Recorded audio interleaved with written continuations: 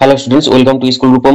তোমাদের মাধ্যমিক 2026-এর জন্য জীবন বিজ্ঞানের মাত্র 10টি 5 নম্বরের প্রশ্নের একটি সাজেশন নিয়ে এসেছে এই ভিডিওতে।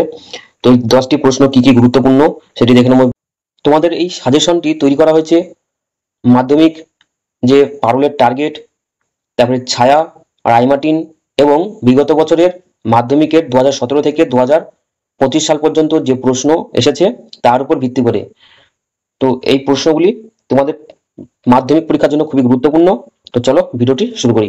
প্রথমে 4.1 দাগের একটি প্রাণী কোষের মাইটোসিস কোষের বিভাজনের মেটাফেজ দশার পরিচ্ছন্ন চিত্র অঙ্কন করে নিম্নলিখিত অংশগুলি চিহ্নিত করো। ক ক্রোমাটিড, খ সেন্টোমিয়ার, গ মেরু অঞ্চল, ঘ বেমতন্তু। একটি প্রতিবর্ত চাপের চিত্র এঁকে নিম্নলিখিত অংশগুলি চিহ্নিত করো। ক গ্রাহক, খ সংজ্ঞাবহ স্নায়ু, গ স্নায়ুকেন্দ্র, ঘ চেষ্টীয় স্নায়ু। এবারে 4.2 দাগের যে প্রশ্ন দুটি আসে সেখানে যৌনক্রম কাকে বলে, ফানের যৌনক্রমটি রেখাচিত্রের সাহায্যে উল্লেখ করো। এটি 2+3 এভাবে আসতে পারে, অথবা জনিত্রজীবের সংখ্যা ও প্রকরণ সৃষ্টি এই দুটি বিষয়ের উপর ভিত্তি করে যৌন জনন ও অযৌন জননের পার্থক্য করো।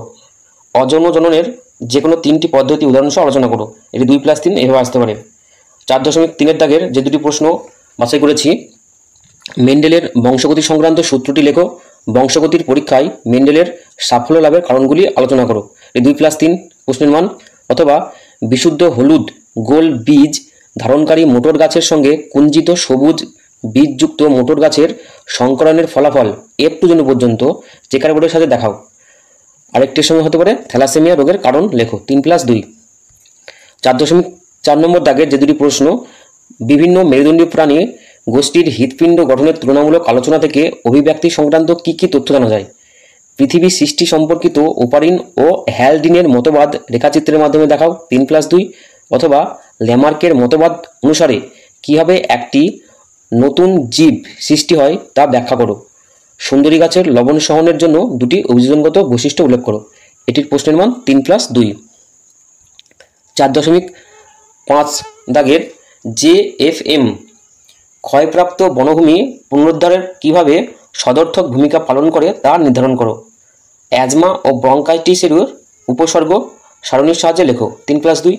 অথবা জল দূষণের ফলে মানুষের শরীরে কি কি রোগ হতে পারে তা একটি তালিকা তৈরি করো।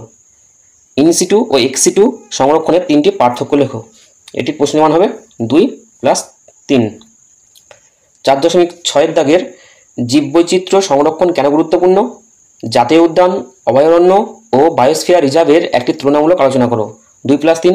অথবা অত্যাধুনিক নাগরিক জীবন ও বিশ্ব পরিবেশ দূষণ ওতপ্রোতভাবে জড়িত দুটি উদাহরণ সহ ব্যাখ্যা করো।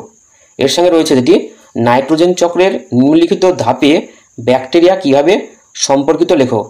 ক অ্যামোনিফিকেশন, খ নাইট্রিফিকেশন, গ ডিনাইট্রিফিকেশন। এটি 2+3 এই আকারে থাকতে পারে।